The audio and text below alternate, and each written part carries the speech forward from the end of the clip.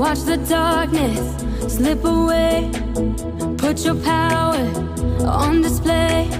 Say goodbye to fear and shame. We won't stop coming after you. We won't move until you move. Come and do what only you can do. Come and do what only you can do. We won't stop coming after you. We won't move until you move. Come and do what only you can do. Come and do what only you can do. Move.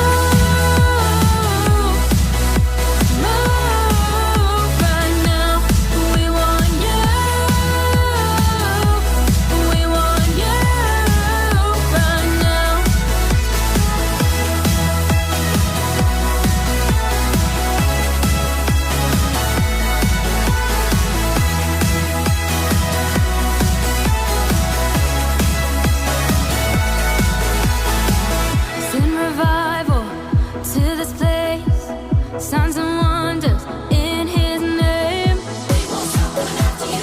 We won't move until you move. Come and do what only you can do. Come and do what only you can do. We won't stop coming after you. We won't move until you move. Come and do what only you can do. Come and do what only you can do. Move.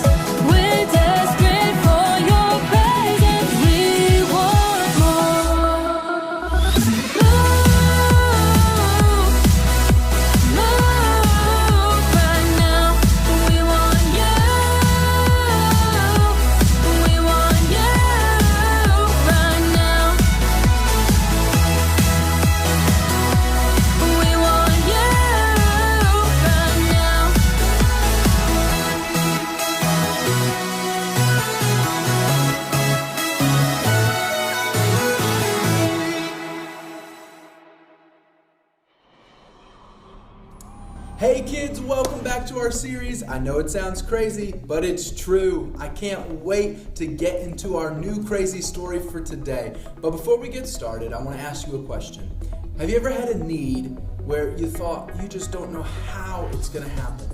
Maybe it was a need for money to pay the bills. Maybe your parents, they knew they didn't have the money to pay the bills. Or maybe it was you had needed school supplies and you didn't know how you were going to get them. And or whatever your story may be, you had a need and you didn't know how it was going to be met. Well, today we're learning about a crazy story from the Bible where Jesus met a need that one of his disciples had. And it was a crazy way that it was done. And in order to meet the need, Jesus told him to do something crazy. And we're going to find out more about that in a bit, but I want you to check out this video so we learn more about our lesson for today. What's up, everybody? It's time once again for the weird, the bizarre, the wacky of the Bible. And I know it sounds crazy, but it's true. Today we're talking about something that pretty much everybody likes. Barbecue. Yeah! Making my enemies cry. Bologna sandwiches. Ooh. Christmas trees. Oh, he finally said something normal. Dipped in acid. Spoke too soon. No, sorry, none of that stuff. We're talking about money. Moolah. Yes. Cashola. Uh-huh. Dinero. Sure. The green stuff. Cabbage. Jack in your jeans. Okay, Cletus, calm down. They get it. Just making sure. Now, money can sometimes be kind of weird. It doesn't always look like this. Am I still president? For a while in Central and South America, they used cocoa beans as money. Yeah, chocolate. Yeah! I ate all of my allowance. In some countries, they use teeth. Now I can buy a car. And in Canada, there's even a $1 million coin that weighs 220 pounds. That'd take a big old piggy bank. Where almost everywhere you go, people are obsessed with money. Yeah! Not just that, just stuff in general. And they're always worried about running out. Even the disciples, the guys that hung out with Jesus. Just like in today's story, the disciples needed money, so Jesus provided in a way that was kind of weird. He used a fish. Say what? I know it sounds crazy, but it's true. Well, that sounds fishy.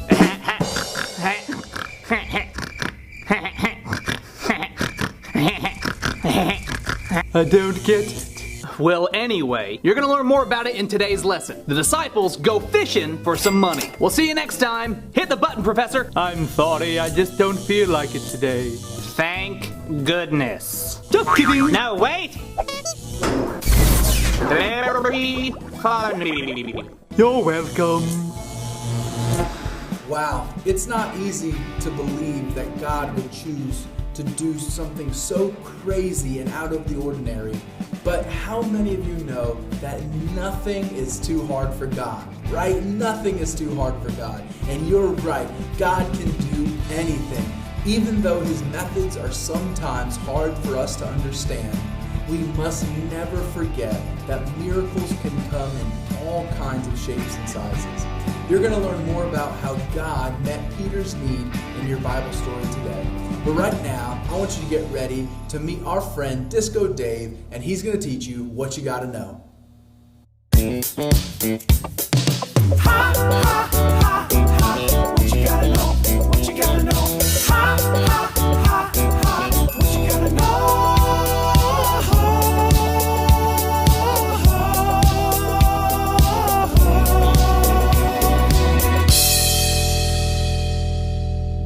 What's happening, you crazy cats? It's me, Disco Dave, and I'm here to tell you what you gotta know. Today, we're learning that God will provide for our needs. So today, every time somebody asks you what you gotta know, you tell them, when I have a need, God will provide. God can help us with everything we need. Everything? Whoa. Yep, everything. God knows exactly what you need, and he will provide every time. So today, every time somebody asks you what you gotta know, you tell them, when I have a need, God will provide. That right there is what you gotta know. I'm Disco Dave saying, Dynamite! Hey boys and girls, Miss Amanda here. I am so thankful that you've tuned in today for our series on I Know It Sounds Crazy, but It's True. This story today is unbelievable. You're not going to believe the end of this story. I'll tell you why. It is crazy. It doesn't make sense. It's never happened before, probably never happened since. Yet it happened in the pages of our Bible. Our Bible is so alive of stories that is so exciting and is only things that God could do.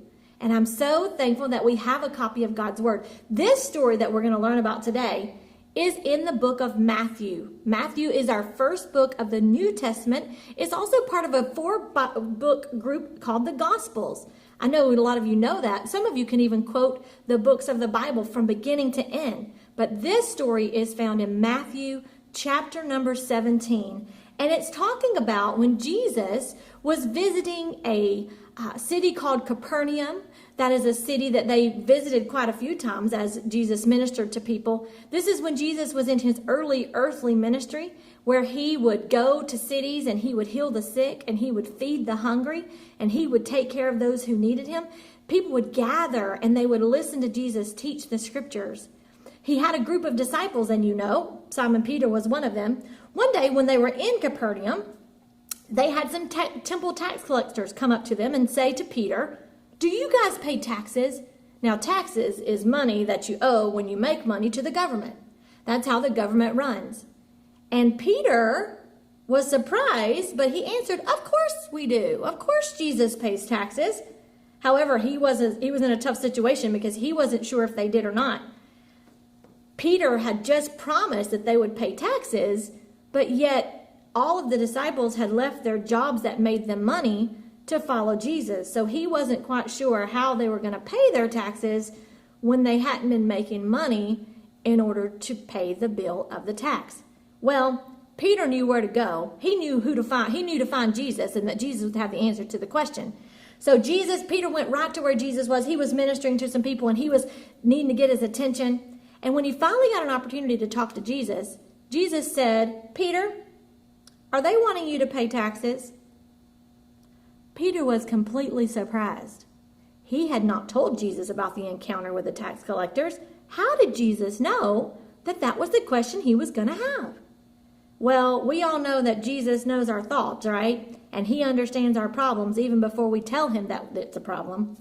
Well, he asked Peter, he said, "Do kings pay their taxes or do the foreigners that they've conquered?" Peter had to think about that. And he said, well, Jesus said, "We're not going to offend anybody. We're going to pay the taxes." The only problem was there was no money to pay the taxes, that they had promised to pay the taxes. And now Jesus is telling them to pay the taxes, but he didn't give them any money to pay the taxes with. So that was a little confusing to Peter. And so Peter he didn't know. He didn't understand what they were going to do. But here's what Jesus said right after he told him what to do.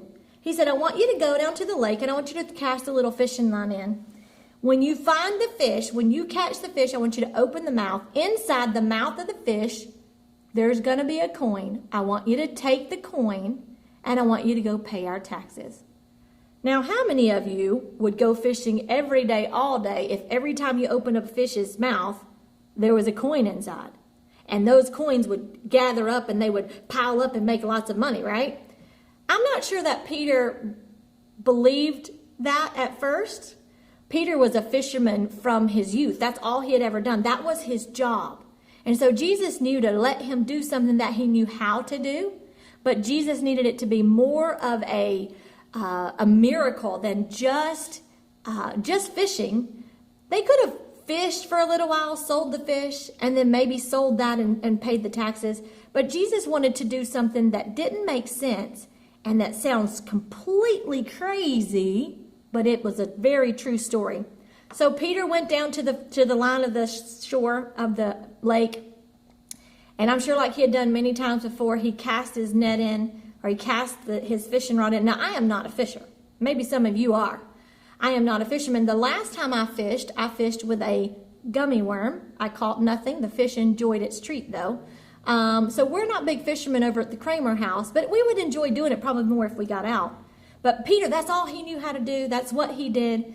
And so Peter, at Jesus' request, remember last week we talked about how we need to obey Jesus, even though if it doesn't make sense, we still have an obedient heart. Jesus told him what to do. He told him how to do it. And Peter went immediately and he obeyed. When he went down to that and he cast his line into the fish, into the sea, and he pulled out the first fish. I wonder if he was thinking, I wonder if there's really going to be, because I know he wanted to trust Jesus, but I wonder if still there was some doubt. Well, sure enough, he opened the fish's mouth and there was a coin. Enough money to pay the taxes of their group. Now, I don't know about you, but I'm sure that Peter was a little surprised and he was a little comforted that once again he could trust Jesus and he could obey him and he would take care of all of his needs. Now, Peter learned a lesson that you're going to learn today as well. He talked about how you're going to learn about how God will meet your needs and he will provide for you in some of the craziest ways.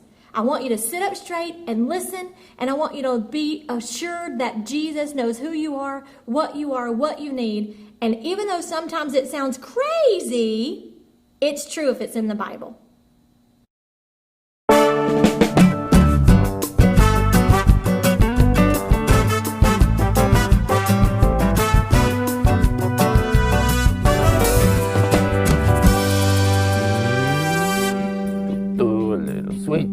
And salt, a little sweet. Oh, hey boys and girls, it's me, Teriyaki, and I was just cooking up something tasty for my restaurant, Nice Rice. It's a 5-star fine dining establishment that's famous for, you guessed it, my rice. Hard to mess that up. Now today, I'm also cooking up a very special power verse. The trouble is, I'm famous for getting things mixed up. Eggs aren't the only thing I scramble. I mix up the ingredients, the names of our dishes, and even the power verse. So I'm gonna need your help unscrambling the whole thing today. So let's look at it together. And Corinthians will generously provide God. 2 All You Need 9:8. No, that is wrong. Very mixed up. Kinda like the time I accidentally scrambled the chickens instead of the eggs. There is nothing worse than a bunch of dizzy chickens running around your kitchen. Ooh, that was rough. Anyway, boys and girls, I'm gonna need your help getting this one unscrambled. Let's take a look at it together. And Corinthians will generously provide God. Whoops, that's a mix-up. I think Corinthians and God are in the wrong spot. Let's try swapping them. And God will generously provide Corinthians. I guess he did create the Corinthians, but I bet that's the book of the Bible. Let's move it over. Where's it say this verse is found? All You Need 9:8. That's not right. I bet Corinthians goes there, and All You Need goes in that blank. Should we try it? I think so. Yes, that's it. I think we have it. Now stand with me and say it loud on the count of 3. 1, 2, 3. And God will generously provide all you need. 2 Corinthians 9:8. That's a great power verse. Now, let's make sure we really know it so when we need to remember it later, it's not all mixed up in our brains. Stand up and say it loud on the count of 3. 1, 2, 3. And God will generously provide all you need. 2 Corinthians 9:8. Great job, boys and girls. Now, I've got to get back to seasoning my soup. A little bit of summer, a dash of winter, a pinch of autumn, and a sprinkle of spring. A sprinkle. Anyway, the customers are waiting. So until next time, this is Teriyaki saying, ladles up.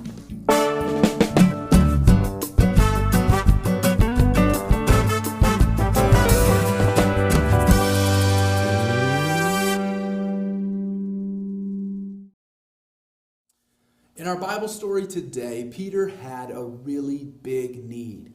And in our lives, we all have times in our life where we'll have a really big need. And maybe you owed your brother money or something. You didn't know how you were going to pay him back. Or maybe you needed something for school and you really needed to buy it, but maybe your parents didn't have the money. But whatever it may be, we all have moments in our lives where we have this need. That we really need to have this thing, or we need to get this, or something like that. And we have some choices that we can make. In these moments, we can freak out. We can worry ourselves half to death. How am I going to get it? How am I going to pay for it? I don't know what to do. We could do those things, but will those things really help us in the end? Well, no, they won't. And Peter didn't do any of those things either. Instead, Peter did something that all of us need to do when we have a big need. After the temple taxes, were coming out to be collected, and he didn't know how, he was going to pay for them. Peter went to find Jesus and to bring his need right to Jesus. He went straight to the house where Jesus was, and he was going to find Jesus and ask him to help. And that's the lesson for us and for you today, is that when we have a need, come to Jesus. When we have a need, come to Jesus. Peter didn't go off trying to figure